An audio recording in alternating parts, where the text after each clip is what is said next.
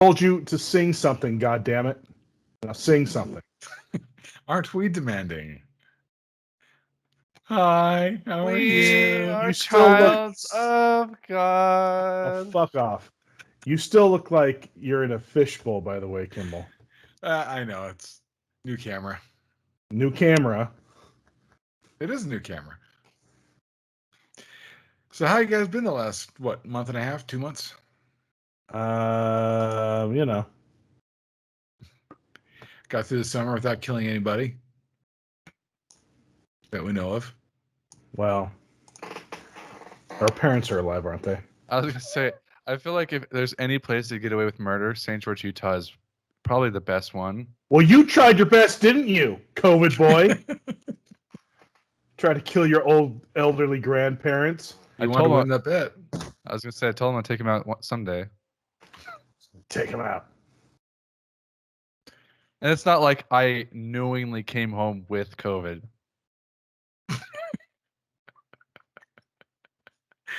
That's where In- that look.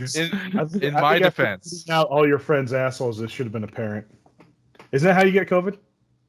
I'm not sure. I'm not 100%. I'm not a doctor. I'm no doctor. We know. Or is that biggest where clue, the vaccine comes from? I was gonna say That's how I the biggest clue should have been me coming home with shit all over my mouth. You told me it was chocolate. I was embarrassed. Well, fair enough. The problem is he kept licking his lips. Good add-on. Fuck.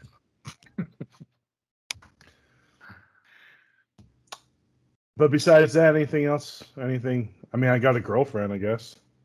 Hey, there's a step in the right direction. And it's not the half cycle one you were talking to all summer, right? No.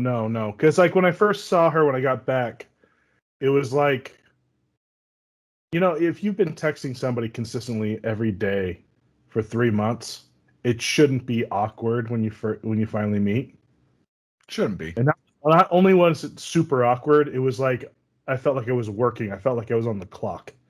It's like, you know, zero spark. I'm out. Not signs for a good relationship.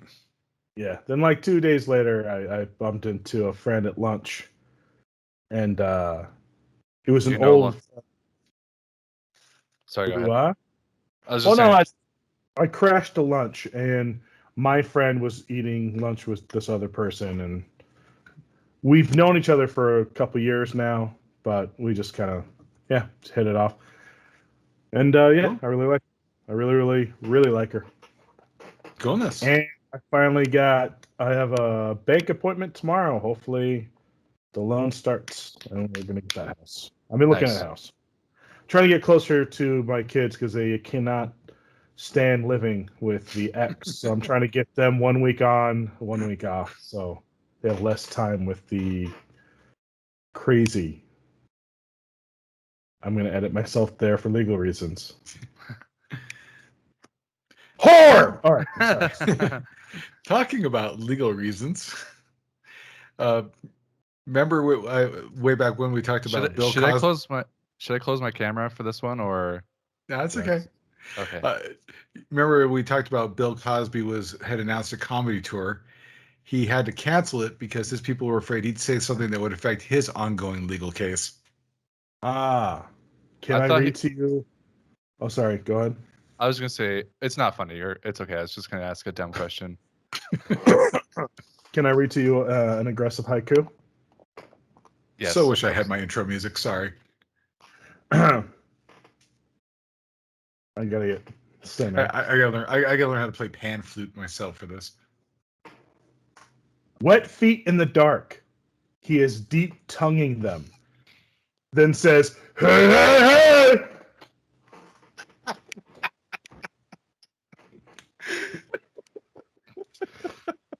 I've been writing more haikus. There's so much wrapped up in that. What's amazing?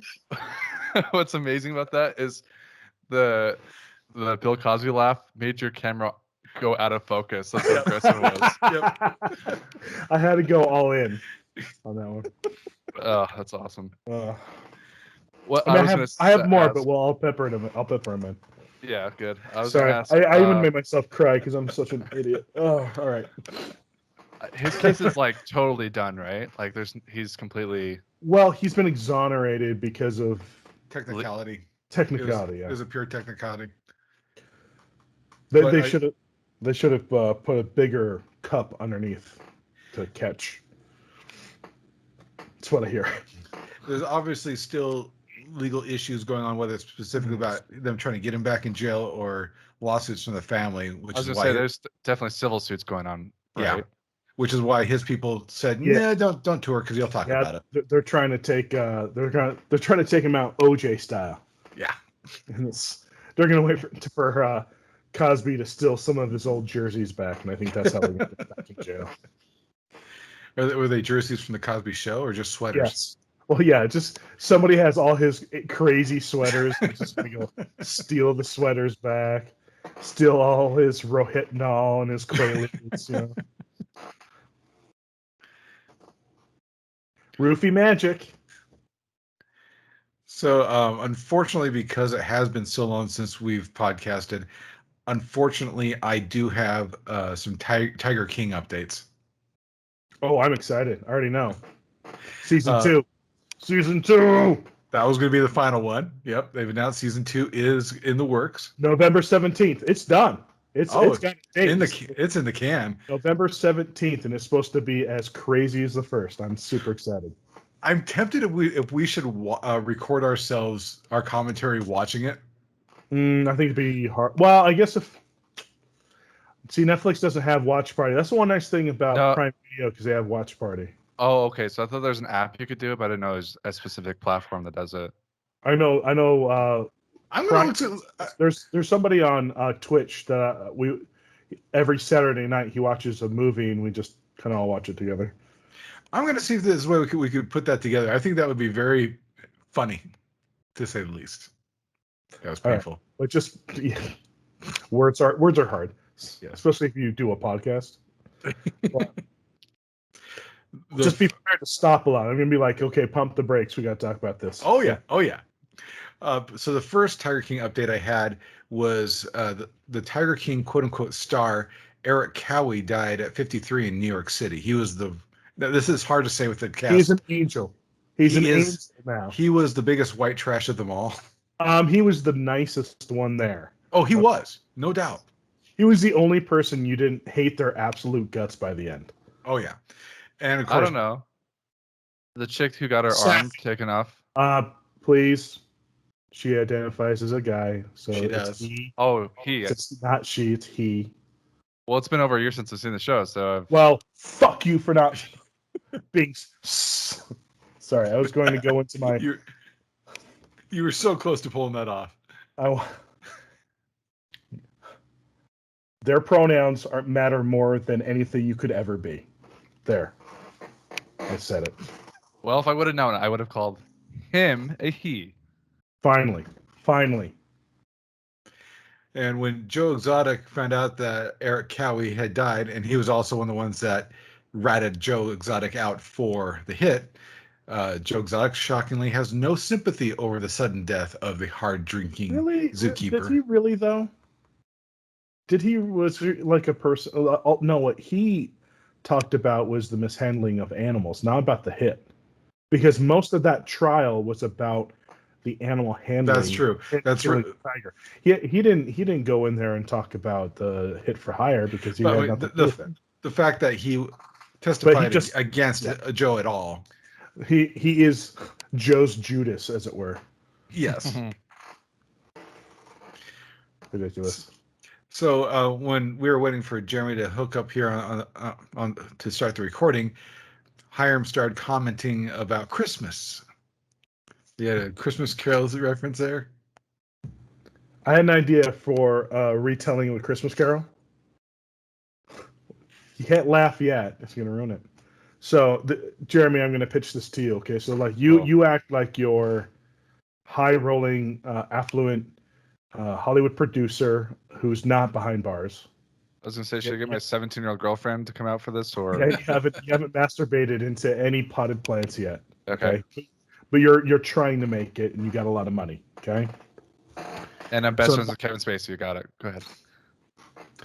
In my version of Christmas Carol, the Ghost of Christmas Past, the way he gets you to be good again is he shows you the most disgraceful place you ever masturbated. Like he just shows that to you, and you just go, stop, I'll be good. So in that vein, where was the most shameful place you ever masturbated? Be truthful. So in front of your dad. I don't want to talk about it. Can we... See how well it works? See how that storyline works? Obviously, the Ghost of Christmas Present would just show you the most shameful place you masturbate now. And then the future, it shows you waking off over a grave or something. Just something. Merry Christmas, everyone. It escalates to something horrible. I think that would work, though. I think that works. Because the story of Ebenezer Scrooge was to show him off his most shameful bits, but nothing had to do with sex. It was just relationships and shit. Who cares? All of us are ashamed of our own sexual prowess. That's where most of our society rules come from. You don't get your dick out in public. You don't. With other guys. You're not. I mean, what? What? I would assume that hatred for the gay community came from Charles Dickens. Yeah. All right, fair enough. He was 1800s. You probably hated them. And Tom Sawyer. Okay. I don't know if you can be racist and not homophobic.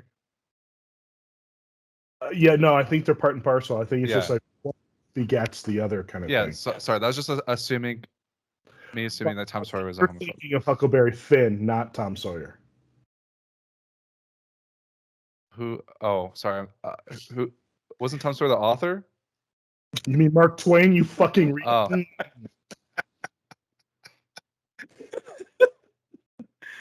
Come on, it's not like you're an English teacher. Right. It's not like I read his stuff every day and enunciate his hard R's. He had some pretty hard ends, One or two.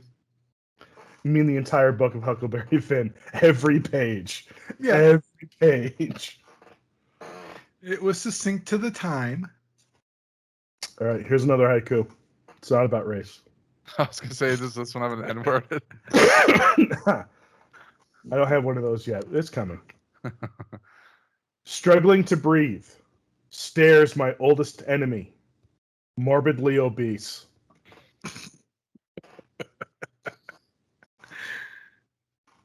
I can just picture the video that goes behind that. I wonder if we could do a joint. Shows our older brother going up the stairs and clutching his chest. I'm so glad. I was about to make a Spencer comment, and I'm glad you came in to do it this time. I was going to go 1,000-pound sisters, but Don't show that. So now that I've really kept in touch very much with our family. Our mother cannot see this episode. All right. I was going to say, I think that I wasn't really keeping in touch with Spencer's family recently, but I feel like monster. I know. Sorry, but I don't think this podcast has helped me them wanting to keep in contact. So let's keep doing it. Generally, yeah. Let's keep doing it. I don't know. Why do you say that? Remember our first reunion episode, and I made the. Yeah, all right. We could just move on from this. No, go ahead. I think I've made one Spencer joke every single podcast that we've done so far. Well, we do have the whole email chain. It's the way you're healing. You're dealing with the death in that way. That's fine. Yeah, what you said. Okay, I'll lighten the mood. I'll read one more haiku. Yelling while drinking. Clumsy hitting everywhere. Happy Father's Day.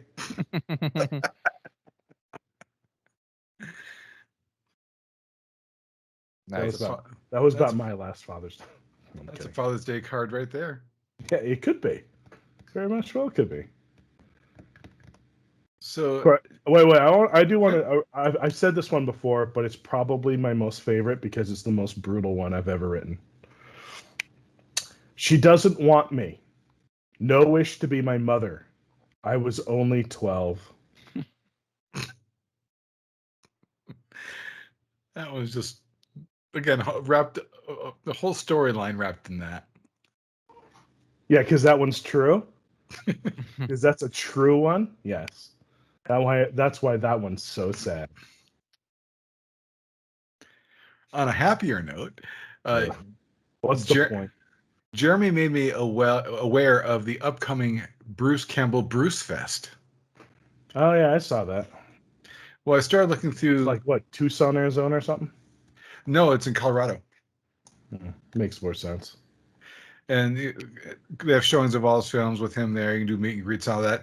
But then I also discovered, looking at his website, that he's doing the Evil Dead Film Festival at the Egyptian Theater on October 29th through the 31st. All his Evil Dead films hosted by him. And then the icing on the cake, Evil Dead the Game, which unfortunately has been delayed to release till February. Definitely a mature audience, which combines characters from every single Evil Dead movie as a MMORPG, and you can choose whether you're evil or whether you're good and are fighting evil. I don't see how that would work. I could see an Evil Dead game working if it was a survival horror game, but not an MMORPG. You either join up with teams as the good people fighting the evil, or you get to be the Evil Dead trying to kill the good guys. Yeah, whatever. I've never been an MMORPG guy anyway. I recommend looking at the trailer. I'm not either, but this game looks... It's one of those things I could definitely see myself playing at 11 o'clock at night when the kids are in bed. Way too bloody for little kids to be watching. And they have bombs. Oh yeah, I forgot. You keep having small children around. Yeah. That's on you. Yeah, I don't know how he... I don't know how you do it. When was that baby born? You were what, 42? I think I was 39. You were 40. 39. It's fucking ridiculous. I believe the phrase that you accused me of grooming, I believe was what you said.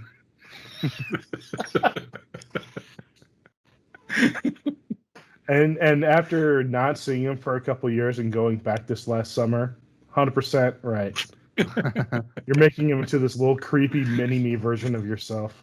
No, thankfully, I will say, thankfully he's getting into sports now. And not when he's like... It won't last. Well, you got to continue that part of the story. I totally forget about this. I volunteered to be the assistant coach to help out the coach, just wrangle kids, which at that age are just like kittens. Whoa, no, don't say wrangle kids. I don't like it when you say that. Help to organize the kids during games and help at chain practice. The kids down to the walls. Yeah, we get it. And then the coach ended up selling his house and moving to Montana. So guess who's the no coach? Played a game with anything ever? I played at PE and I played it recess and recess. Yeah. Wait, Dad. What is your current record? We really don't keep score. The team had finally won the last game with the original coach. Had finally won their first game, and we lost by 1 at the last game. So by soccer standards, it was a blowout. Yeah. It's awesome. That's so funny. To be fair, the greatest tennis coach never played tennis. Really? You know, the Williams sisters' dad, he never played tennis. He just coached them. Yeah. So there's hope for you, I guess. It's also a third grade team. But you also flag. probably watched tennis once at least. I watched the game last week. No. That doesn't count. No, I Monday Night Football. I watched a game with Jeremy. ESPN. No, well, I thought we were talking about soccer. Doesn't your kid play soccer? No, this is football. Flag football. Flag football doesn't even count. Soccer, I at least know some of the positions. Football, I'm totally lost. Can we not talk about positions and little kids? You sick. God damn. You just can't get away from it, can you? You sick. Despicable human. Oh, throw up. Ugh. I feel like I just drank a White Claw. I'm gonna throw up. Hey, here's the thing that just came out today. Members of TV and film workers strike. Really? I haven't heard of that. Union authorizes strike. So Which union? Reruns. Which union? It's saying that the. Oh no, never mind. It's theatrical stage employees. International Alliance. Makes more sense. Theatrical stage employees. Union President Matthew Loeb. Members have spoken loud and clear. But that actually goes into film and television. Yeah, IATSE unions are really weird. In smaller areas like Utah, you have one IATSE that covers all of film and movie work for the whole state. Which Nazi is that? The governor? No, the IATSE, International Association of blah blah blah. I just wanted to say Nazi. Ah. And I wanted to accuse the Utah governor of being one. Okay. No, he looks like that. He looks like the short, bald guy from Raiders of the Lost Ark. Put some glasses on him. Except he's tall. But yeah, he's got that same look. Oh, yeah, very much so. But then you get down in Hollywood, and every job has its own union. Yeah, it's weird. 90% voter turnout. It was unanimous margin, and so does that mean like the Alliance of Motion Picture Television Producers were part of it too? What's really weird about that, you think about it, especially for the pure theatrical side, Broadway is just now this month reopening. Well, I think it's more than that. I think it's just like, you get all these people who were, at the second they could, got thrown into a bunch of productions that still weren't safe to work on. They were just so crazy about getting more content out there because people who didn't really have a real, I guess, platform before and now had one, and it was the online platform. Yeah. Somebody either went to make 6-second TikToks like Jeremy, or they were on Twitch, or they were on, doing YouTube stuff. And these kind of people hate, Hollywood hates that because they need the limelight. They're all the narcissists. So they just threw everybody into production before it was safe. A lot of people, the thing that they're not even talking about is how many workers got sick. Because a lot of workers got sick after, like, at the very end of when things were opening back up. When it was first starting, until end of the pandemic, and they were just dropping like flies. That's why this is happening. Because with no health insurance on top of that. The movie sets are the most dangerous places on earth anyway. Oh yeah, especially if you're moving around. Well, if it's a dark set, it's really easy to be tripping over gear you don't see. Oh, I've seen people getting demolished. This happened twice because you and I saw who was it? It was just some worker with Phil in those commercials, and he was looking down on a skateboard, and the jib was too low, and he smashed his face, and like his teeth got caved in. Yeah, I've seen that twice now. I've seen another girl get a concussion the same way. Those giant jibs come down. You're in the moment doing what you're doing, and people get hurt all the time on those sets, and they have zero health care. They have zero everything. They don't have, barely. They don't even have living wages. Let's be honest, unless you're a producer. Well, I remember I may have told this story a couple of years ago.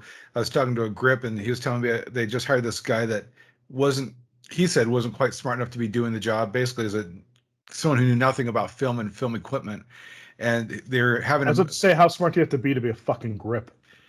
Well, they were telling him, move that HMI light from this position to 20 feet over there, which is a really high voltage lamp.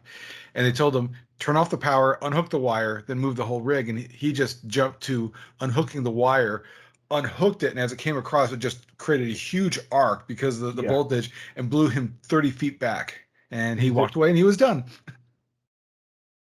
Because he didn't turn the power off first. Didn't turn the power off before unhooking the lines. How much voltage is running through those lights? Because it's what, DC, right? It's DC. I just know it's super high voltage. What kind of light is it?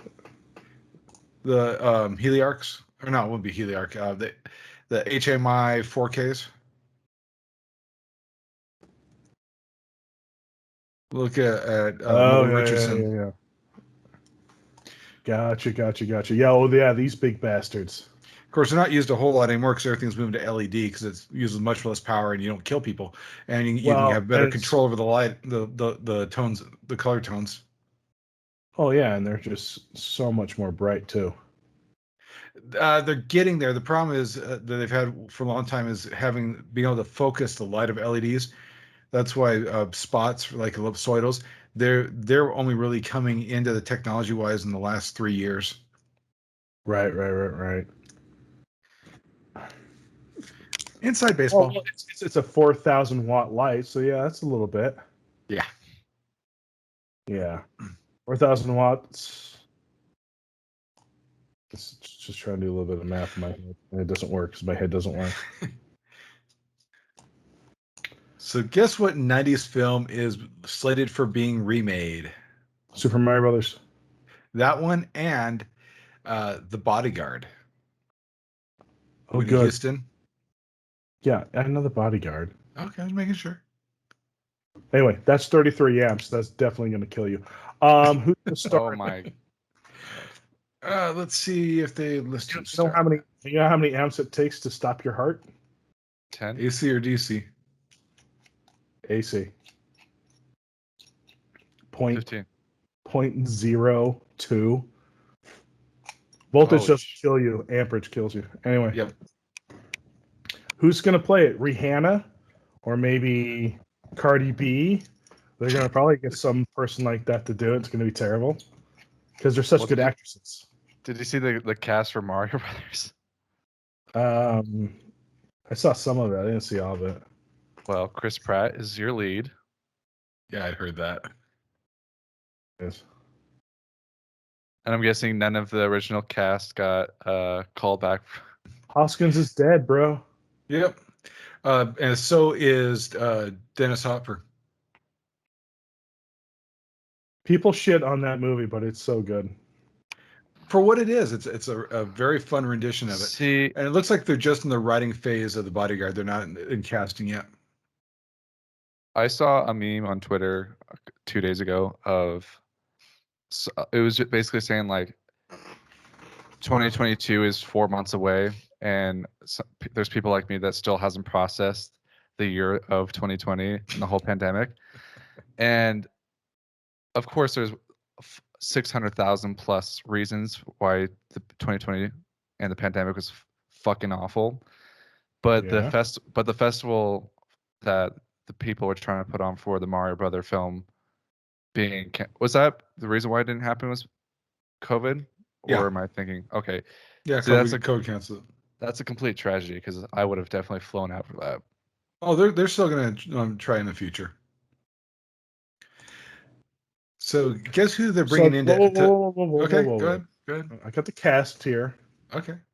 Chris Pratt as Mario because he's so Italian. Yeah.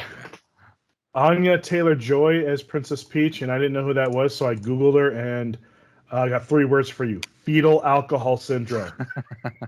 I gotta look this up. What's her name again?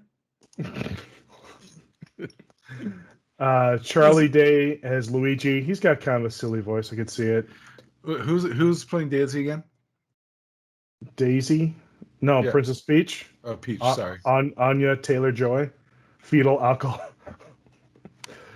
Sometimes I like to go to Walmart. Yeah, sometimes I like to go to Walmart at 2 a.m. and play Asian or fetal alcohol syndrome. It's never Asian. It's never. Why do you have your face down covered during that? Jack Black is Bowser, whatever. Keegan-Michael Key is Toad. Okay.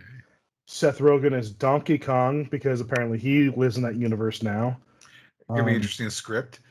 And well, I don't like to look or hear Seth Rogen, so it's gonna be hard. Yeah. Armazan as Cranky Kong. I don't even know what that is. You know what Cranky Kong is? Bowser or Donkey Kong's kid, maybe. Kevin Michael Richardson. Oh, he's just a voice actor. Yeah. Okay. I've never heard his name before. Cartoons as Kamek. I've never heard that either. Yeah. And then Sebastian Maniscalco. who's a comedian. He's very funny. The one Italian in the entire cast. And then actual Italian as Foreman Spike. So Spike is definitely a person. Yeah. But Cranky Kong was the foe Mario first met in the original Donkey Kong, is what they're trying to say. So why are they trying to bring in Donkey Kong shit into a Super? Because he was just Mario then. He wasn't Super Mario. Yeah, and that's where Mario was introduced, was in Donkey Kong. I know, but this is a Super Mario. Like I said, it's gonna see what they're gonna do with the script. If you guys haven't known, the remakes of like Angry Birds and whatever the fuck sucks more than anything in the world. Oh, I know. So- I know. No, I know this is going to be terrible for sure, 100%. Oh, I hate remakes. Rare. So there's been a rare few gems, and they are very rare. Pretty much, it's just a cheap cash grab. The reboot of Red Dawn was amazing. Yeah. Really? No, of course not. God no. I was gonna say I didn't think. Yeah. Wait, so wait, I didn't first- actually watch that one. Wait, no. I'm sorry. I didn't watch it. I'm trying to think of a reboot that was actually worth it. Italian job. I've seen a video on the internet that is sort of like that. It's a porno joke. Yeah, I guess so. You know what? Any action film that's remade from the 60s doesn't really count in my mind, just because the 60s, they were still trying to figure out what an action movie was, so they were still very boring. So it's kind of unfair. I will say this, like, because they've tried to do a couple of westerns and it didn't work out. Like, I thought the original True Grit was still better than the reboot version. But I can see that again. There's parts both ways, but I really just hated John Wayne's acting in the original one because it wasn't acting; it was just John Wayne. That's fine. Talking about your reference to porn, there, one thing that we never got a chance to talk about this summer and during that downtime. Yes, Jeremy. Well, I started my OnlyFans. If you guys want to go, it's only $5.99 this month.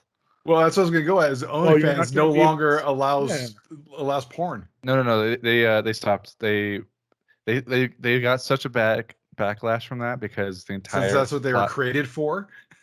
That's not what it's created for. That's just what it turned into. But the entire platform, like 99.9% of it, is sex workers, and they're like, well, if you don't want any money, then Right. Yeah. And so they just were like, all right, sorry, So they, within like 2 weeks, came out with a statement and said they redacted that statement. But Well, of course. There was like 40 people that I know that do OnlyFans that live in St. George that were like, this isn't fair. You being one of them. Hey, got to make your bottom dollar somehow. It's just like, I just never knew how much. I'll spread my ass. Much that Spidey asshole could really get. So let's look. I was kind of just interested of reboots. So let me read out some reboots. You tell me how good they were. Ghostbusters, all female cast. So the new one I didn't see, but the new one that's coming out. It's not a reboot. It's a continuation story that should have happened instead of the reboot. Yeah. Okay. I'm very much looking forward to that. Yeah, I think personally, and I know I'm probably alone on this, I think Paul Rudd's kind of played out. So let's see how he does. I hope it's him. Good. What's that? Did I ever tell you that I met Paul Rudd in New York? No, tell us about your amazing. Oh, it's not an amazing Paul story Rudd because he's a fucking asshole. But Really? yeah, he seems like he'd be a nice guy, actually. Totally well, wrong. This was the trip I went on when I won that trip to New York to meet John Mulaney and Nick Kroll. Yeah, you never shut up about it. Yeah, got it. Yeah, the one good thing that's ever happened in my life. Yeah. Your one story. Well, it's either that or I talk about the summer I spent out in Kanab with fucking delinquent youth that were the No, worst. we have another story. But I know you don't want to tell that story. No. We're not going to tell that story. Okay, Paul Rudd, go. Just know that shit hanging on you. It's just anytime I want to drop it. So you do what I say. Talk about Paul Rudd now. So after the show, we were told to come backstage to talk to John and Nick and say our farewells. And while we were waiting there, I actually met Craig Robinson, who's like the one black guy in the office, who's actually a very funny, nice guy. That's actually what he's known as, the one black guy. Well, he's in Hot Tub Time Machine. He was very funny. Two black guys in the office. Okay. He was very funny in Brooklyn Nine-Nine as a guest star too. Yes, and he was in Hot Tub Time Machine. Yep. He's great. He has a very solid. He really hasn't in film hasn't been given a script that's him that he's the lead on yet. That he can own. Yeah, he's still doing the bit stuff, but like every time he does it well. He's always like the best thing to watch. Oh yeah. And so we definitely talked to him, and he was a really nice guy actually. And it's funny because I was only 19, 20 at the time, and there was just, and we were in the hangout lounge of the backstage, and there's just it's called the green room, but yeah. Well, it wasn't I know what a fucking green room is, dude. It wasn't a green room. I know. I'm just messing with you, Jesus. Get to Paul Rudd. Well, I was saying that he was like, there's alcohol everywhere, and he's like, "Do you guys want to get a drink?" And this was when I was still 19 and going to church, and I was like, "Oh, okay." Trying to play it cool. Okay. but then Paul Rudd, who was like the guest star at the show at that time, walks through, and I was trying to I thought he was gonna stop, talk to us for a second, and leave, and he just like walked through, didn't acknowledge me or my friend at all. Said hi to Craig, and then I was like, "Hey, Paul, can I get a picture real quick?" And he said, "Fuck you," and walked out. Perfect. Lovely. Yeah. Good to know. Well, and talking about him being the last bunch of roles he's done, the problem is he keeps playing at the same character. He needs to start creating actual characters. Yeah, I call it Ben Stillering. Yeah. Or Will Ferrelling. Will Ferrelling. Let me guess, Will, you're going to be a super confident dumb guy. Cool. See how this one plays out. All right, we've got the Fantastic Four. That's a movie about fingering. Never saw the reboot. I just wanted to make a fingering joke. Can you send me the link after this? Guess what reboot comes out next month? What's that? West Side Story by Steven Spielberg. Okay. Yeah. Yeah. Planet of the Apes. You know, I liked the new ones. Yeah, the new ones are good. Yeah, I will say that. Well, especially the first one, which I didn't realize for a lot of years was done by what's his butt that does all the really weird Disney cartoons. Nightmare Before Christmas. Burton. Yeah, the first reboot was done by Burton. With Marky Mark. Yeah, with the and his Funky Bunch as well. Yeah. Now I will say this is kind of a controversial. Are you calling the apes the Funky Bunch? Yes. Yes, he is. Cool. Just trying to get the make sure I got the joke. I just want to say it's just a group of people. It's not racist. we all came from the ocean. It's okay.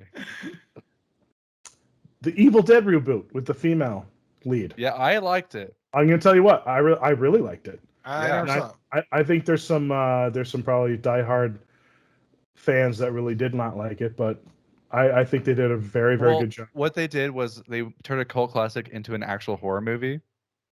Yeah, sure. Yeah. Well, that's why I didn't watch it, because to me it's a comedy. I didn't want to see it as a horror. No, I liked it both ways. I mean, you take it. We know Bruce. I almost said Bruce Wayne. Bruce Campbell is which feeds back to what I said so well. Bruce Campbell is amazing, but I did like it as a horror movie. Yeah, I thought it was really good as a horror movie. Pink Panther with Steve Martin. Oh, Yeah. so I'm biased because I was a kid when this came out, but I liked it. Dude, Peter Sellers. He doesn't hold a candle to Peter Sellers. Okay. I'll raise you a Teenage Mutant Ninja Turtles. I can't remember if I saw that or not. All right, have you ever seen the original? Is this the? Yeah, of course. I've seen Grandma. them both. I've seen them both. I haven't seen the newer one. The new ones are better. They're just because like the older ones are just so Weird. hokey, and weird. They were so fucking bad. They look so gross. The new Mad Max. Didn't see it. I saw about half of it, and I actually liked what they did with it. But That was okay. but the original one, just so I love those low budget films that make it. Well, the thing is, especially with horror films, when they're so low budget, you kind of don't know if they really just killed somebody or not. Like I saw a movie where a guy was getting fed into a meat grinder, and you're just like, "Holy fuck, they just killed that guy!" Because it looked like somebody's like 8mm home camera, and you're like, "Oh my god." So hold on. What's funny about what you just said is that back in like 6th, 7th grade, when we were learning about Mesopotamia and stuff like that, Yeah, they showed a clip of Ben-Hur, the original one, nice. and they did the race. And because of our family and I like new history of filmmaking, after the clip ended, I was like, that guy just died, right? And he's like, we just watched somebody die. And they're like, what? I'm like, like 5 people died on that set on film. Anyway, continue. And it ruined the whole. It ruined the whole day. So how many sequels does it take to become a reboot? Because on this list is Terminator, but they're just sequels, right? They're all sequels. It's just one after another. And they went in going multiverse with it, but yeah, they're all sequels. Yeah. And again, there's like so many like Dawn of the Planet of the Apes. There's so many Dracula movies. There's so many. It's just like, which one do you consider a reboot? Most of the Draculas technically are reboots. So which is the best Dracula reboot? I honestly haven't seen them all, so I can't tell you. Well, just the ones have you seen then? Don't be weird about it. There was the last one I saw, honestly, was the Tom Cruise one, whatever the hell that was called. Interview with the Vampire. Which I really enjoyed that show quite a bit because it was such a different take on the vampire genre. Oh, yeah. There's one, a low budget one I was told about, and I can't remember the name of it, but these two companies are having all these wars trying to steal information from each other, and it gets bloodier and bloodier and bloodier and bloodier. At the very end, these vampires come through and just slaughter everybody. And it turns out the president of one company is the sister of the president of the other company, and they just have this thing that every 100 years they build up companies and send them against each other. Oh, I've heard of that. I can't remember the name of that either. Sounds interesting. I've never seen it. The one I liked recently was the Netflix one from the guy who writes Doctor Who. I meant to see that. It was a 3-part series. Like the first 2 are really excellent. The third one kind of goes little too Doctor Who-y for me. But like the first 2 are like really, really, really well done. Okay, I'll raise you a Mortal Kombat. Is that out? Yeah, it's on. It came out 3 months ago. It was never in the theater. It was just online. Okay. So they remade it once, right? Or is it they just made the one movie? Well, they did the original one. You have Mortal Kombat Annihilation. Yeah. Which is a sequel or remake? 2021. I mean, it's hard to. I would say it's a remake. Okay. I mean, it did come out kind of after. Let me see. Mortal Kombat is 95. Yeah. Annihilation is 97. Still has the same actors. I'm gonna go with the sequel. Okay. And the newest one, I saw the first 15 minutes of it, and I just didn't have time to watch the whole thing. It's intriguing, but it starts out. It was pretty good. It's definitely for the Chinese market because it starts out with way back when a Chinese group attacking a Japanese group. Or how much rice was in the scene? Because I know you wanted to say that. I don't. Oh yeah, blame me. I don't want to put in superhero flicks because they get rebooted all the time, and it's just like they all suck. Then you get the multiverse and all that, and blah blah blah. Yeah, yeah. So I hate talking to people about superhero movies now because It's popular and everybody watches them. well, no, it's just like you build up 15 years worth of movies to make one giant movie, and then it all ends, and then it's like, how are you supposed to continue with that?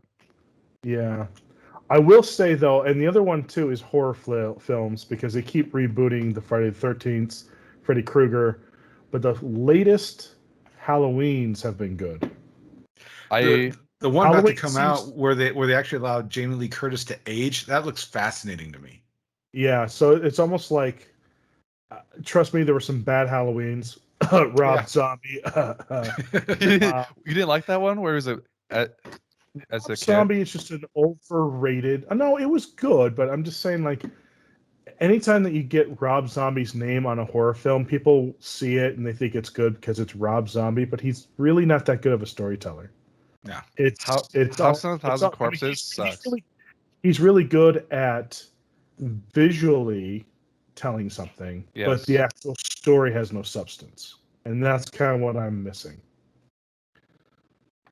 Anyway, we've got lots of Godzillas. So many Godzillas. Oh my god! So I had funny thing about Godzilla is I like the one from the 90s Matthew Broderick. The Yes. Matthew Broderick one. compared to the new ones. Yes. I like Godzilla versus Mecha Godzilla. That's my favorite. Now, sadly enough, I know a lot of the inside stories of the Matthew Broderick one because Caius had worked on it a couple years before I roomed with him. Yeah, And he told me tons of stories on that one. Before you groomed with him? What? When we were in Saudi, we shared a villa for about 2 months. Gotcha. I just like the fact that they made like an actual 35 feet prop for Godzilla in that. Yeah. Whereas now it's You were right the first time. It's foot, not feet. Stupid idiot. God, you're so dumb.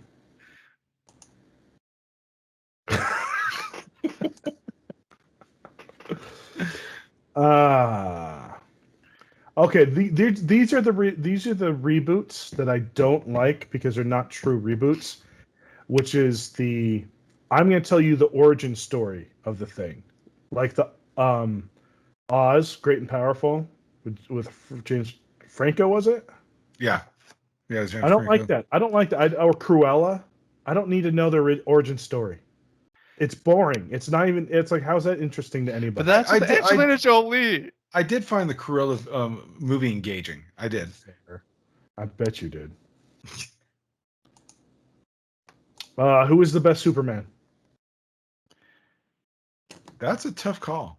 I only know the new guy. Carvel? You never seen Reeves? Christopher Reeves? Because I've heard of how bad it was. I didn't want to watch it. Here's Christopher Reeves coming on the set. I'm gonna save you. All right, that's my impression. Now, what's your impression of Christopher Reeves coming into the set in a wheelchair? I think it was good. As if he was acting. I think it's good to boost the spirits. There was a newer RoboCop. I didn't know that. Yeah, it's with the CGI technology and whatnot. It's a really interesting take on the character. Like they used the original actor? No.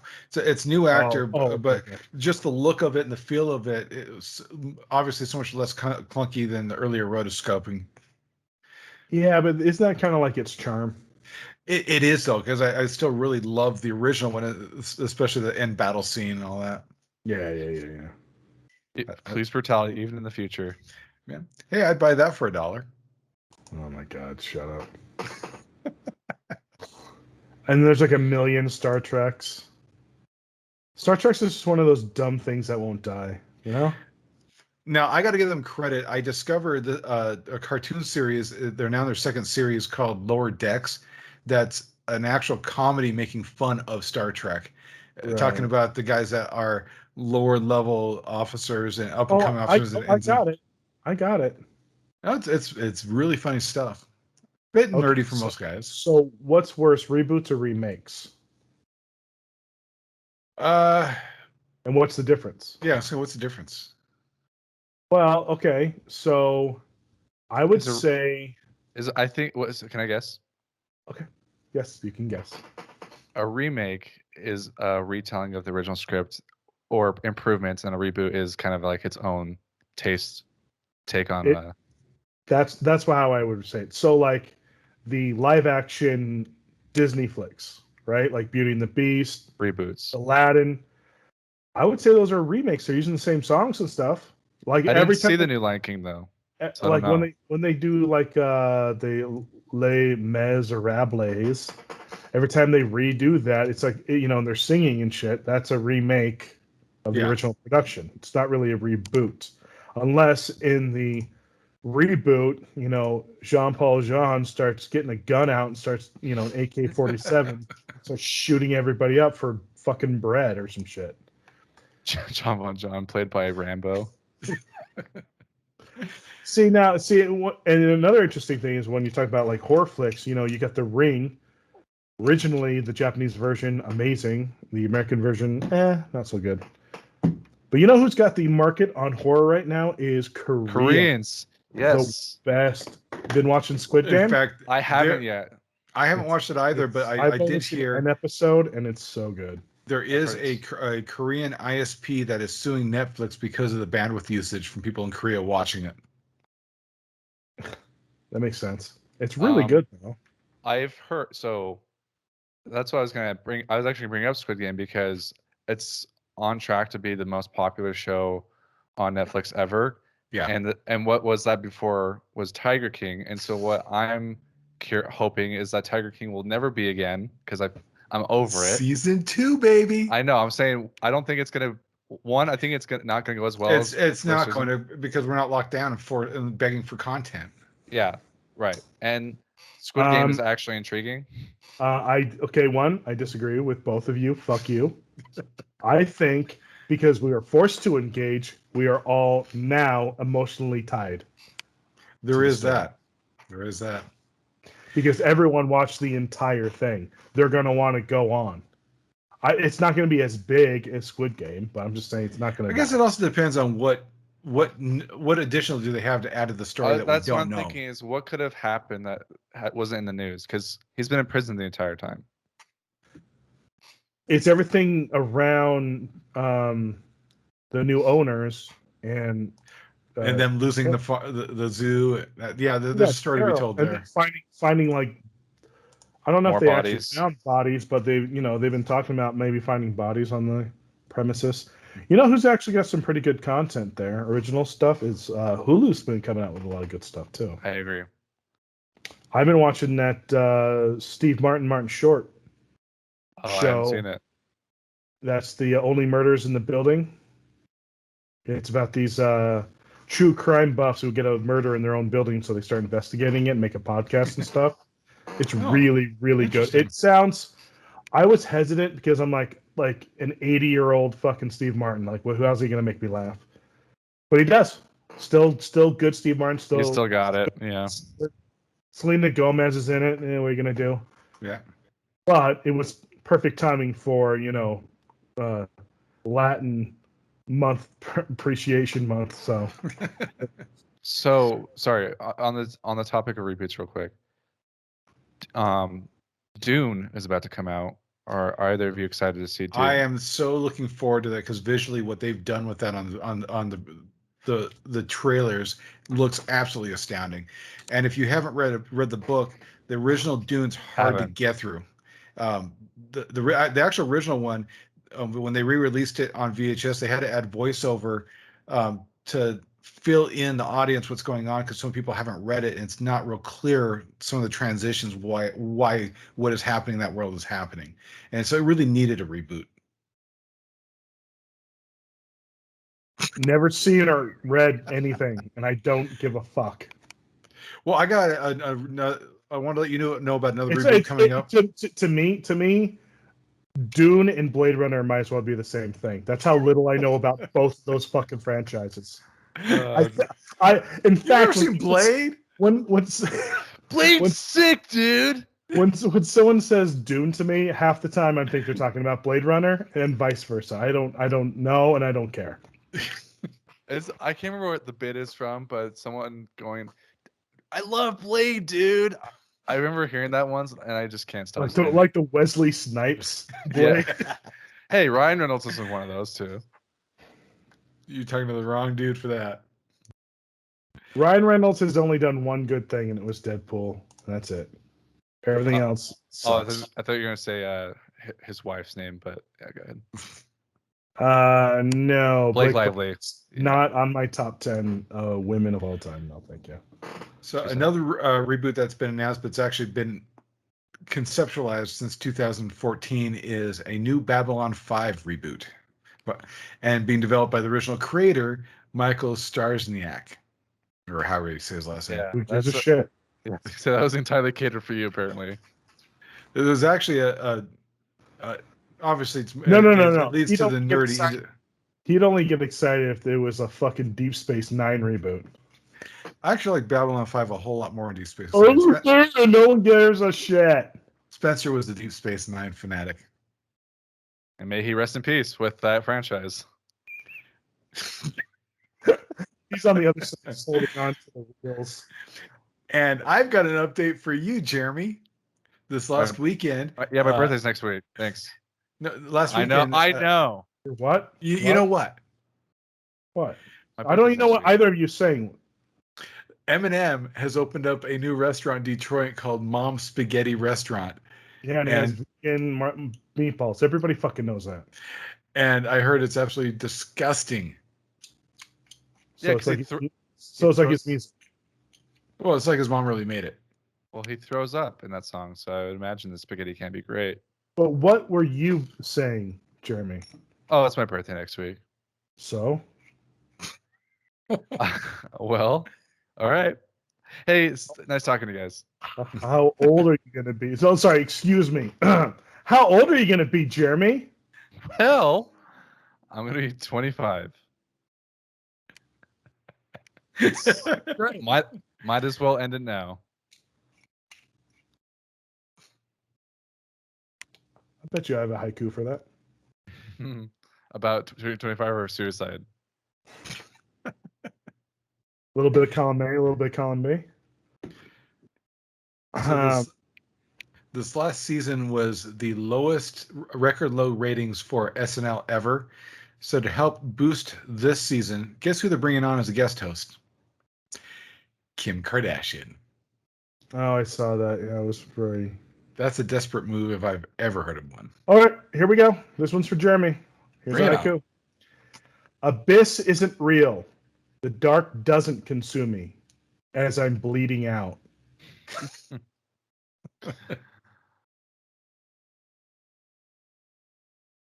Well, thankfully, a bullet to the head doesn't really I have to worry about bleeding out too much. Oh, here's a more fun way to kill yourself. Thin is the new me, but now I'm all cold all the time. Didn't know she had AIDS.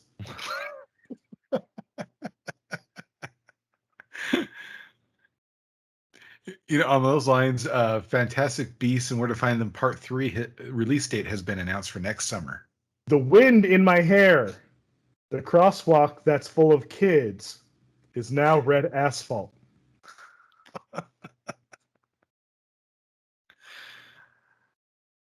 Have you shared your these with your new girlfriend? The darkness consumes. Instead of playing outside, my uncle's tool shed. So, yes, you have shared these to your girlfriend. The shine reflects us. Gaunt looks from side to side. Stage 3 colon cancer.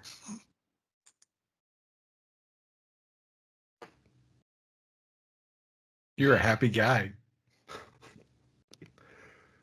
Don't look inside here. The cages are not all clean. We just put them down. No, I haven't read any of these to her. I like to think that you wrote these on your flights back to New York.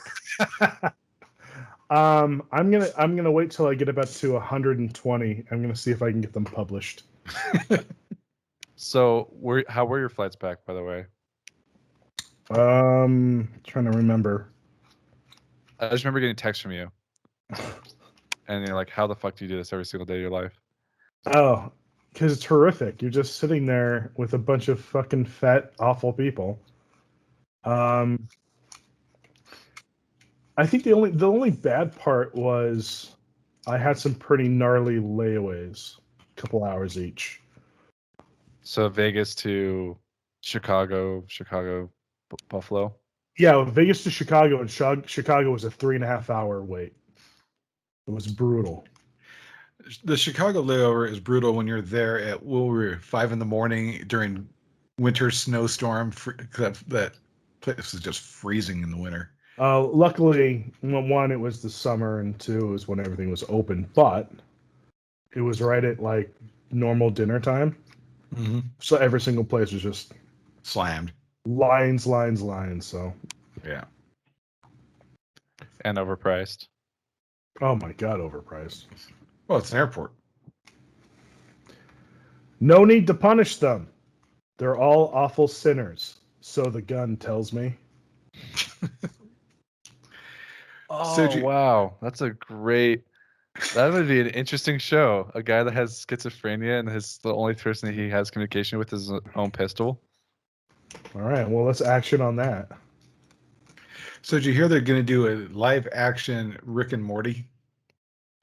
Is that what that trailer or the commercial was about? And Rick's played by Christopher Lloyd. Yeah, and the kid's played like by the kid that was in It, which is a pretty good casting, really. I don't know about Christopher Lloyd only because he's about to die. Well, not only that, but it's just like he can't help but overact, and I think Rick's supposed to be a little bit more. I know, but I think the Rick character is pretty subtle most of the time. Very nonchalant. Until he gets into trouble, and then that's when he freaks out. But oh well. The pirates sell. We can use this for your other project. The pirates sell close. They finally boarded us. Guess I don't need eyes.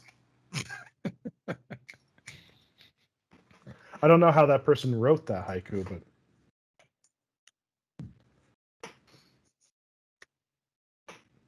I'm in a weird mood. Can you tell? I can tell. An Ohio man called 911 to say his dog had shot herself in the face. Later, he admitted that he did it while he was drunk. Oh, gotcha. Yeah, because a dog can shoot itself in the face from the top down. Like a dog can shoot a gun, period. Well, I mean, if they're just pawing at it on the ground and they're looking through it, like if you put peanut butter on the barrel. The barrel. So, how much experience do you have with dogs and peanut butter? Can we get a mic on my balls? I'm gonna take an over under 6, and it's an over. Yes, I usually do over and under them. You're right. Oh wow, 6 and 9. Bad joke. I hate you for that. Good job. I don't know. I don't know why I'm so fixated on how he did it, but either from the top, but like putting it in his mouth would be super interesting. To like, hey buddy, come here. In his mouth, just. Jesus Christ! I don't know. I thought I was dark with my haikus. So did you hear this summer Abba made a comeback reunion tour? Abba? Obviously not. Dancing Queen. Something. Yep. I don't know the rest of the song. Yeah. I honestly don't know. That's a song they did, yeah. Yeah, good job. I didn't know if you knew who Abba was. Are you a big Mamma Mia fan? Never saw it. My mom is, obviously. Oh, yes, she is. For obvious reasons. Wait, how many times has she seen it in Vegas? We only saw it once in Vegas as part of an office party. Over under 5, over. She forced me to go to the movie, the first one. We're not talking about Celine Dion here, okay? And the second... How many times do you think your wife has dragged you to Celine Dion in Vegas? Do you have a number? 3. Or is it so many times that every time it happens, you actually just roofie yourself so you forget? It's 3. And I got pissed at her last time. We got one song into it. She starts talking about the next time she wants to see Celine. It's like, hey, I'd like to see something every now and then other than Celine. What did you see then? COVID hit. I haven't seen anything. I don't know the show COVID hit. It's touring around the country, and actually it's doing its world tour. Lots and Sounds lots of people good. saw it. Sounds good. It's on a it's- reboot right now. It's so visceral that you have to go to the hospital if you're old enough. Cool. Is it so jarring Yeah, that you might have to get hospitalized? it's like the modern day Saving Private Ryan, where it gives people PTSD, and That's cool. yeah, it's awesome. That's a pretty. I gotta go see that show. Oh my god, imagine being in the theater when one of those people are having freakouts. How amazing that movie would have been to see. You mean horrific? I mean, it would be traumatizing for sure. Because just but like I've been with people who have PTSD, when they get their PTSD activated, it's not good. see, I'm joking because I've never experienced it. It's That's pretty not true. awful. You were with But- me when you asked me to take you on that half pipe ride. My falling PTSD kicked in. Don't drag your fucking ankle bullshit into Yeah, war your PTSD. ankle bullshit. I'm with it, Jeremy, on this one. Listen, your PTSD was you sitting there like grandmother once before for 45 minutes just catatonic and whatnot. Yeah, pretty much. You mean when Where your trauma came from? Yeah. my mother tried to go down a very large ladder down into the Pueblo. So, Puebla, Mexico has those native The Anasazi dwellings. They're like inside the cliffs. She got on top of a ladder and then she basically almost took a shit on someone's head. Well, the best part was when a lot of those that usually weren't open, they let us into. The only way out was to go up foot and toe holes with chains in the walls, and we're behind her, trying to basically push her up the cliff wall the whole way. Yeah, it was pretty cool. But yeah, Or I would not compare your PTSD to that.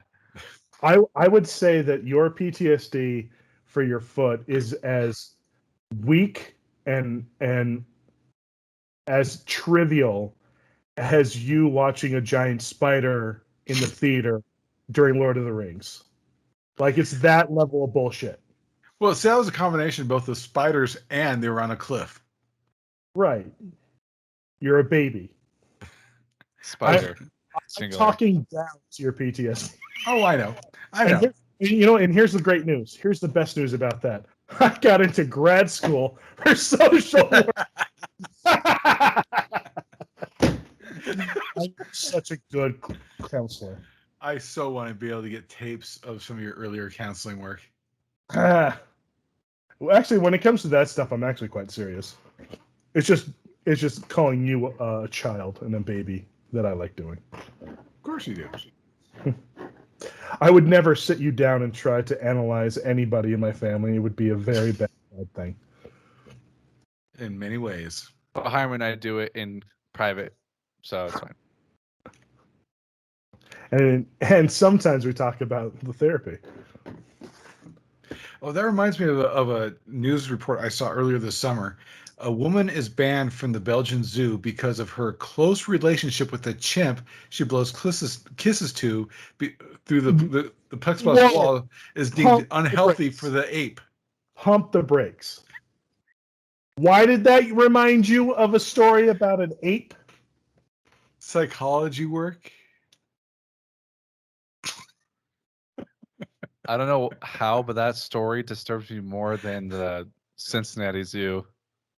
Oh, the video of it. Harambe. The video of it is astoundingly bad. So the woman just goes like that and just blows kisses to a gorilla? she's like kissing the glass where his lips are, and they feel it's bad for the ape because the ape's starting to respond. But you'll enjoy. He wants to tap that. Yeah. You'll enjoy the fact that the woman was teary-eyed when she found out she was banned. So let's just take a quick second to guess what this woman looks like, because I think that'd be really fun. Let's see if I can do a screen share Is here. is there a okay? Okay. Let's see, where's the button? I'm gonna guess Okay. black hair.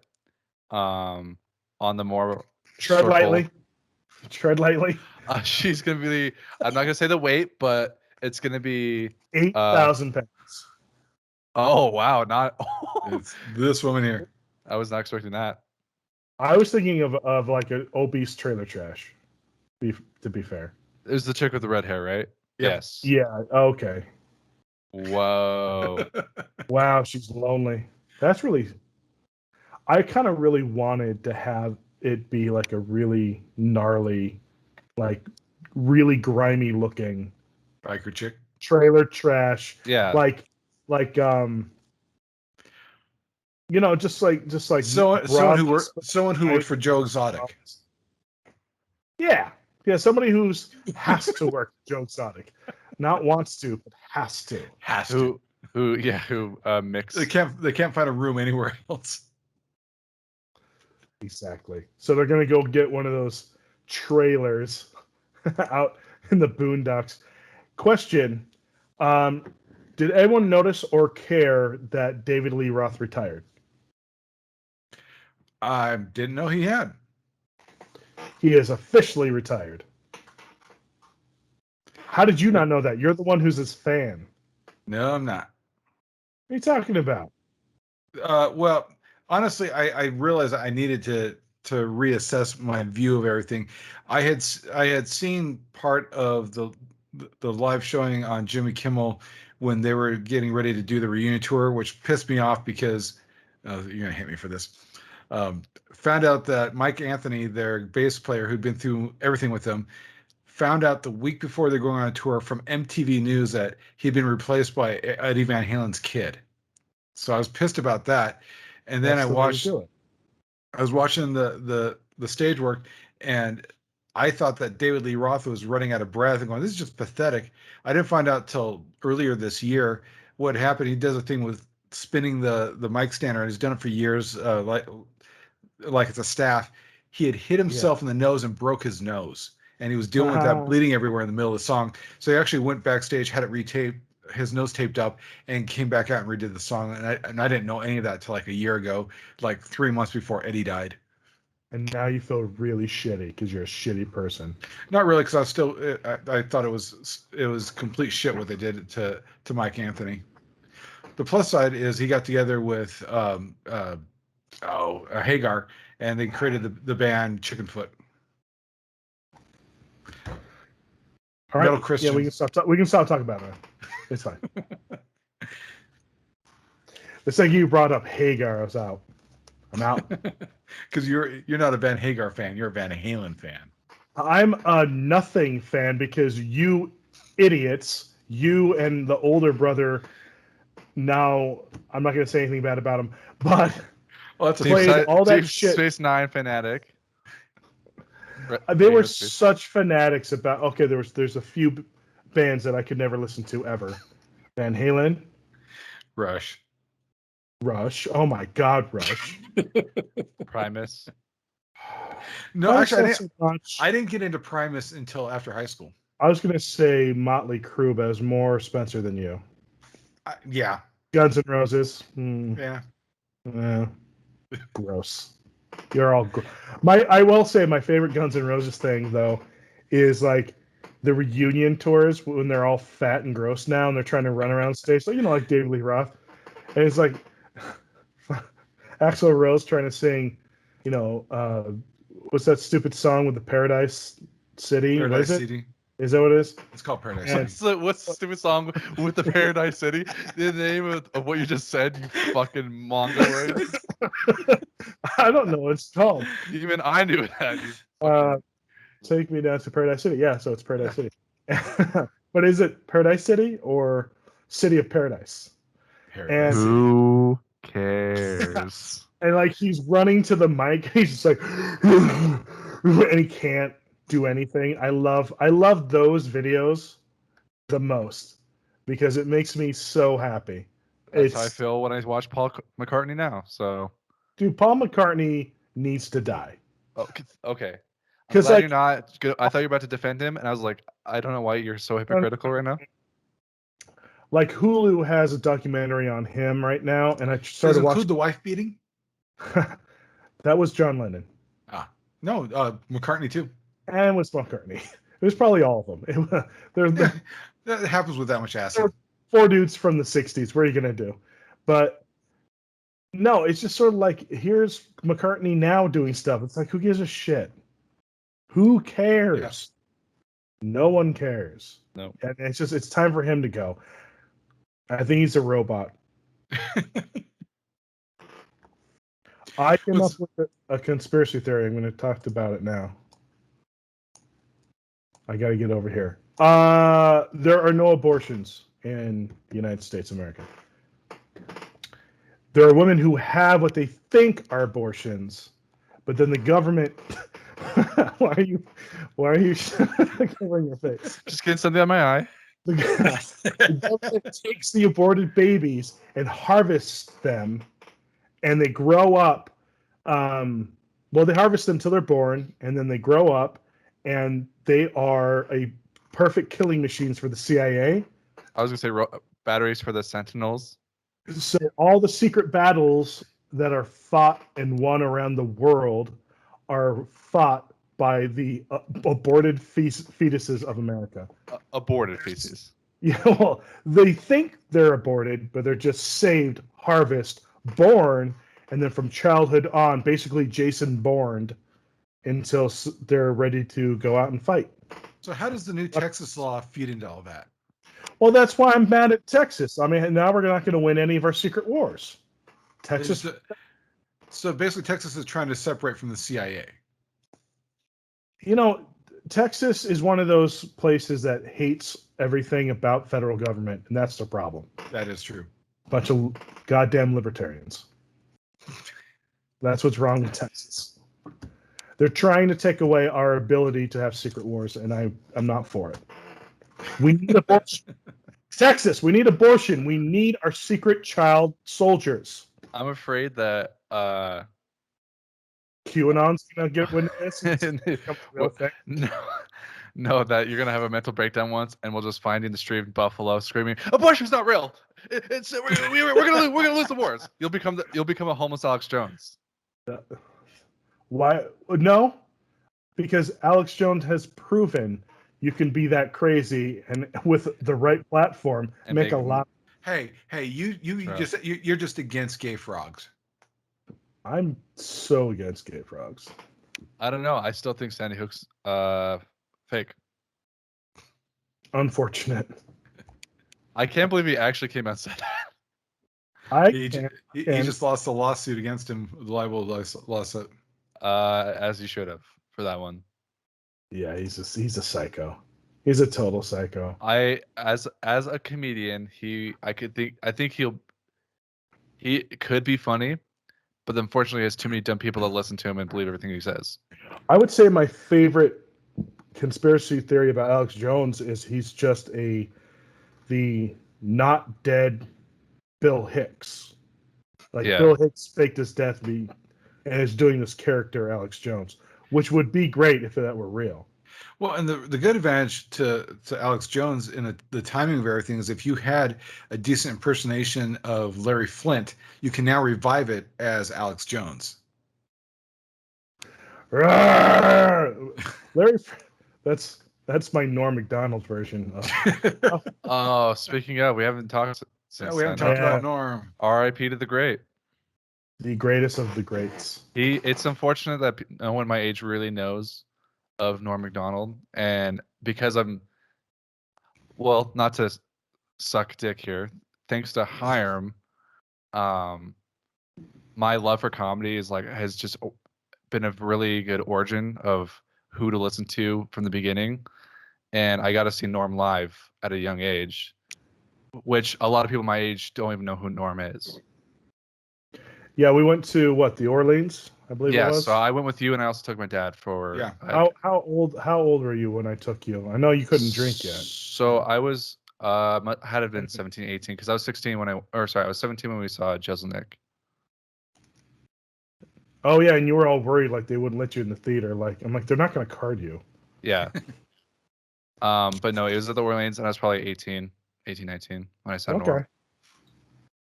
Yeah, that was like a period of time where I was seeing a lot of SNL guys were going to Vegas.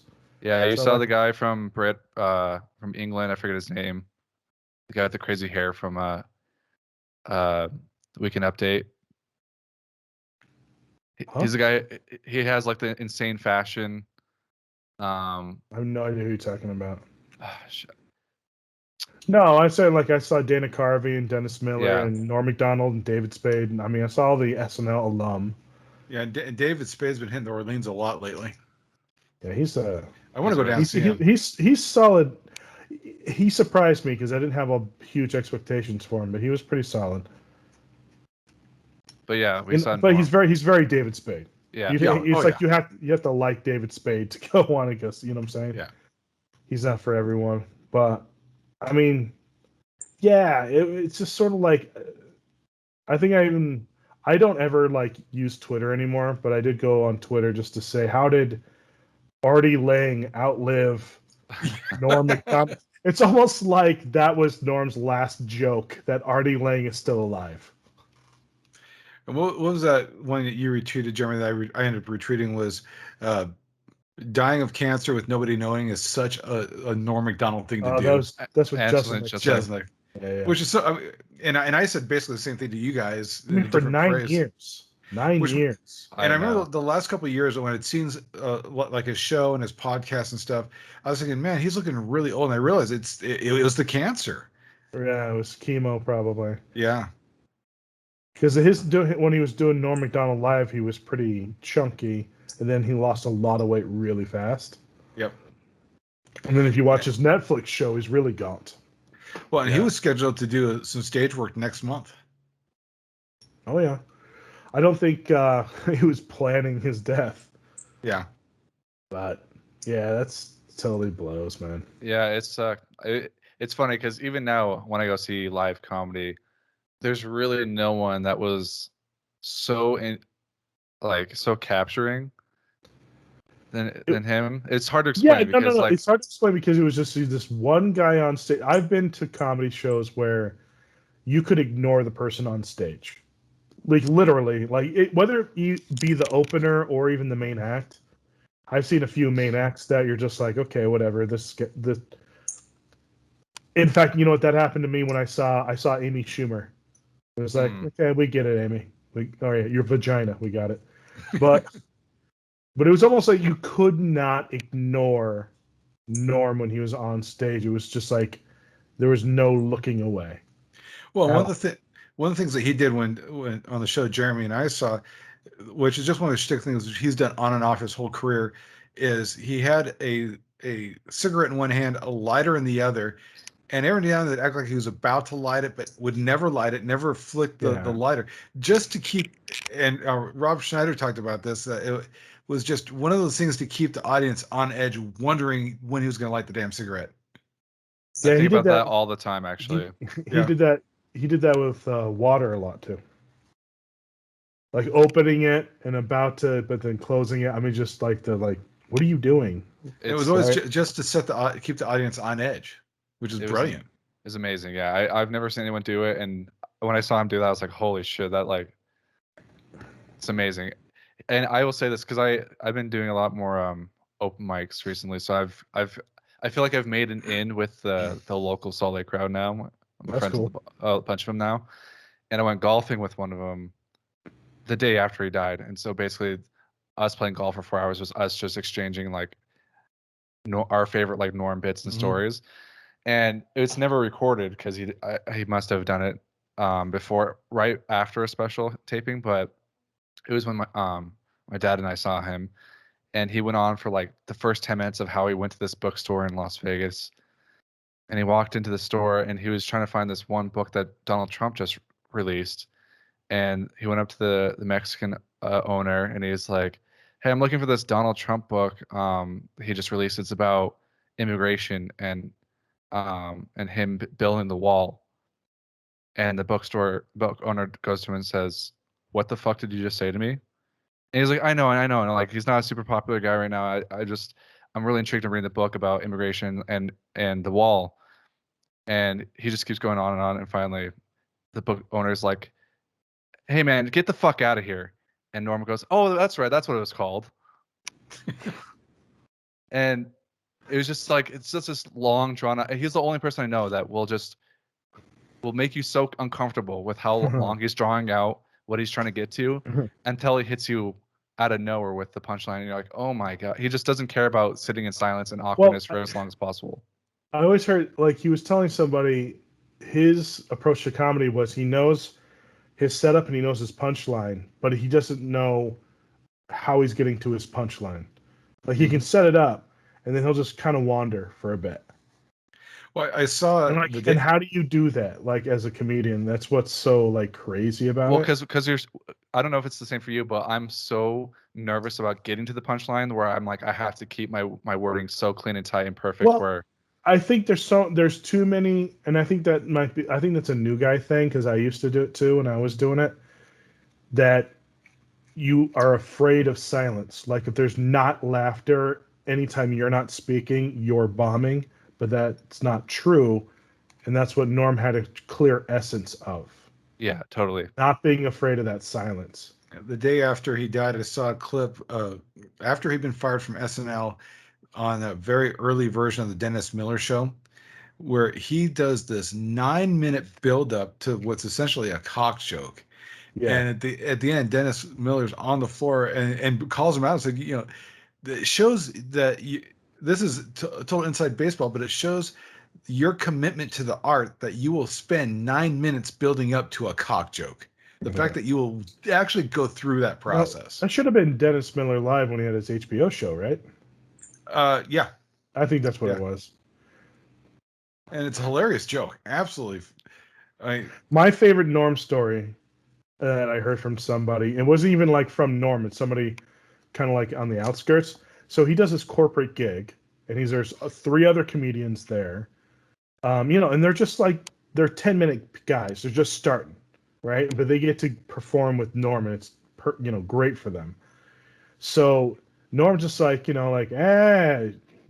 your jokes for me, and so they all do their set in front of Norm, and he goes, okay, I'll go out and I'll do, introduce you, and then I'll come out afterwards and, whatever.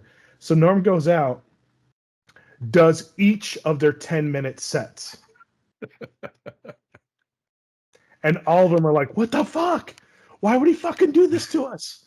And then, then he goes off, and then he introduces the first guy, and they are left with doing crowd work. That's all they've got, because all their good stuff has now been said by Norm McDonald, and then he comes out and does an hour and kills, right? So it's like, if you're in the audience, all you know is Norm being the greatest. Norm McDonald came down, did a half hour of mediocre material.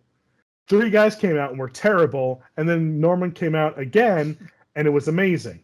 And the reason why I love the story so much is because that joke was for him only. Nobody else was in on it but him and those 3 comedians that he fucked over. Yeah. But it was just like, to do that is like that spark of evil genius, and why it is like quintessential of why he was so funny to me. Because it's like, it wasn't for anybody's benefit but his own. Oh yeah, I was listening to an interview with Artie Lang, and early on after Norm had saved his career and was getting him going again, had invited him to a SNL party that he had, for whatever reason, Norm was invited to, and Chris Farley was back and had been hosting and was at the party, and Norman had asked Artie Lang to keep it. He knew he was going to be busy. To keep an eye on Chris Farley, try and keep him out of trouble at the party, because it's during the drug phase and all that kind of stuff. And I think Farley was just getting back in good graces, because he'd been like banned from the building. Yeah. Just because he was doing what he was doing. Yeah. Well, and Artie Lang's freaking out because Andy Dick had grabbed Farley and he'd gone off into a back room. Right. And Norm comes up and says, "Oh, yeah, how's it going with Farley?" He's like, "I'm really worried because he went to in this room with Andy Dick." And he's like, "Oh, there's only 2 reasons why you go into a back room with Andy Dick. And then a minute later, they see Farley coming out. It's like, oh, thank goodness he's high. Yeah. Yeah. It's like, let's hope he's doing coke. Yeah. Yeah, my favorite story that I heard recently of Norm was that, and I heard this through a person on a podcast, but and this is through the eyes of an audience member, but there was a tour back in the 80s where whenever he was on SNL, and it was just the SNL cast on a comedy tour, and they're doing these little towns all over the Midwest. I think you mean the 90s. 90s, yes, thank you. Because I think I know this Early story. 90s. I think it's Norm, it's Jim Brewer, and it's the guy who used to do Bill Clinton on SNL. I think so. What's his name? Do you remember his name? I can picture his potato head, but I can't It wasn't remember Hartman, was it? No, it was after Hartman. After Hartman left, it was like it was like kind of a smaller, dumpier dude. Anyway, go on. Anyway, he's the guy that does like Joe Madden, right? The impersonation of Joe Madden. Yeah. I know what you're talking about. I just can't remember his name. Anyway, they're doing this like 8,000 seat gym, basically, just this small town place, and they all go up to their 25-30 minutes. Daryl Hammond. Yes, thank you. Daryl Hammond. It was killing me. Anyway, go on. And then Norm goes out, and of course it's a show of families, so everyone's doing like their clean material, trying to get through all of it. It's Iowa. He's in there in Iowa. Yeah. And basically they just said no gay jokes. They said just don't do any gay jokes. Yeah. And then Norm comes out, and the first thing he starts talking about is a pornography he saw of a woman having sex with a dog, and just going into extensive details about how this woman's getting fucking insanely railed by this dog. All right. And I'm thinking of a different story then. But yeah, I've heard that story. That's a different one. And at once, 7,000 people get up with their families and just start walking out while he's doing his set. Yeah. And he just doesn't stop, keeps doing his shit, and then he does his 25-30 minutes and gets off. And it made obviously Iowa, headlines of Norm McDonald makes 7,000 people walk out for horrific jokes. And it's like, that's the funniest thing I've ever. Because I heard the same thing from Jim Brewer interview. It was Iowa. So, I mean, this might be a different state because the one I know is definitely Iowa. And they were just saying, just don't say any gay jokes. And Norm goes out there and just goes like, if you're like a gay guy, why would you be the ass guy? Why would you be the guy taking it in the ass? And just it just droves of people leaving. Well, the next day, they couldn't find Norm, and they found out that the governor had kicked him out of the state of Iowa. That's awesome. Well, you got to give huge props to a guy that has a career on a nationally syndicated television show and is told specifically, O.J. Simpson is my friend, don't do jokes, and just nails it night after night after night, O.J. jokes until he gets fired. Yeah. There's just got to be something to be said about it, someone who's got the balls to do that. Well, it's less, I think it's less to having the balls, but it's just more of dedication to the art of comedy. Well, because it was funny. Yeah. It was funny material. It was really hilarious stuff. And my favorite part is the audience being way too scared to laugh. Because he was never doing, because too many Weekend Update people play to the audience that's there. Yeah. And he never did. He didn't care if they laughed or not. Because my favorite joke he did on Weekend Update, and I remember watching that live, and not one person in the studio laughing, and I was dying at home. And he goes, in the state of Georgia, they finally repealed the Slavery Act of that state. And this is in the 90s. When given a reason why it took so long, there was just this really big cotton crop. They had to get to it. That was it. And it was just no one laughed. I mean, especially New York. Zero people laughed. Yeah, exactly. Zero people laughed. And he just, sat there with a smile, because he knows. He knows how offensive that joke is. Well, he knows it's funny. And it's funny to him that people won't laugh. That's why I always love doing my, very dark one-liners on stage, because please stop telling jokes. And it's just it was in that vein of What I'm saying is really not that offensive. It just goes against the grain of normal societal norms, I guess, is the best way to put it. And people don't like that, and that's what I liked about him. There's not very, and I'll put it this way, there's not very many. I always thought people who cry when celebrities die are the dumbest people on earth. There's only two people I've ever cried when they died. Norm was one, and the other one was Rick Mayall, who is a British comedian. Probably as influential to me as Norm McDonald was. But a lot of people out here don't know him, and that's fine. I was gonna say though, I haven't heard that one. He was a he did some American stuff, but he was in The Young Ones, a British sitcom, which was it was in the 80s, and it was so very like I remember him. 80s. Okay. Yeah. He was the main guy in Drop Dead Fred. That's the American thing that he did. But if you ever watch The Young Ones, it's just everything about The Young Ones makes me super happy. So, but anyway, yeah. I mean, but Norm, when it comes to people like comedians like Norm, where they would rather throw away a career than compromise, it's just there's not a lot of people who do that, and you got to respect that. I can only think of a few people. There's Norm, there's Chevy Chase, there's Anthony Jeselnik. Right. Well, for Norm, it was all about commitment to the craft. Yeah, but I think it was also just like, where's your dignity by selling out, right? Yeah. Probably my favorite joke about that is not a Norm joke. It was one of those roasts which are kind of over now. But Jeff Ross did this joke about Little Rel because Little Rel he voiced one of the characters in the Angry Birds movie. So he goes like, "Oh, good thing you're not selling out. Which bird are you, Jim Crow?"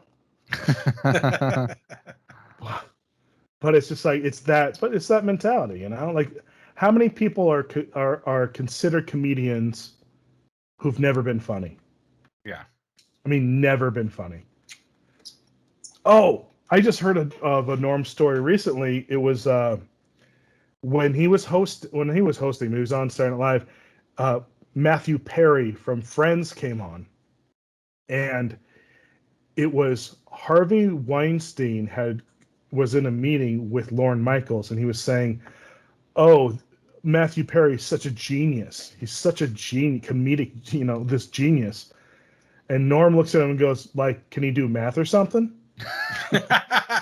And just to make like the most powerful guy in Hollywood hate your guts, I mean, beautiful. Yeah, that's because they were trying to tell him that Matthew Perry had come up with a new way of talking. He calls it like Perryism or math speak. He called it, and Norm's just like, is that just he's just doing sarcasm? It's just fucking what are you talking about? Matt speak. You're an idiot. He was trying to cop sarcasm as his own thing that he came up with for his character. It's like ridiculous. I give Perry credit for knowing when a scene wasn't working when they were doing taping and helping go back and doing rewrites. But without the writing crew he had around him, he would have never been considered funny. Again, how many people are considered funny who've never really been funny ever? And it's every sitcom actor ever who ever lived, for sure. Well, and that's why really funny guys pretty much always bomb when they transition them over to TV. Yeah, when somebody else takes over their voice. And yeah, I think that was the thing that happened with Phil Hendry tried to make it over to TV a couple times, and every time he wasn't was not 100% in charge, it always lost its way. Yeah, because he should be 1,000 times bigger than he is. Yep, but that's a whole other thing. Well, I'm thinking it's time to start wrapping her up, guys. Should have done that before Jeremy was born. I was gonna say about 4 kids too late on that one. Both going for the dick joke. High five. And with that, we'll call it a night. I could give you one more haiku. Go for it. Haiku is out. Let's see. I have no money. The belt drops off of me. No bent spoons today.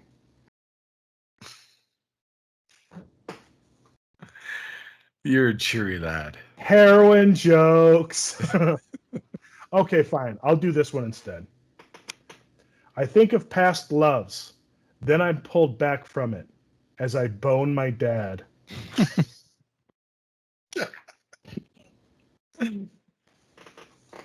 Lovely. Not Nice. all. See ya.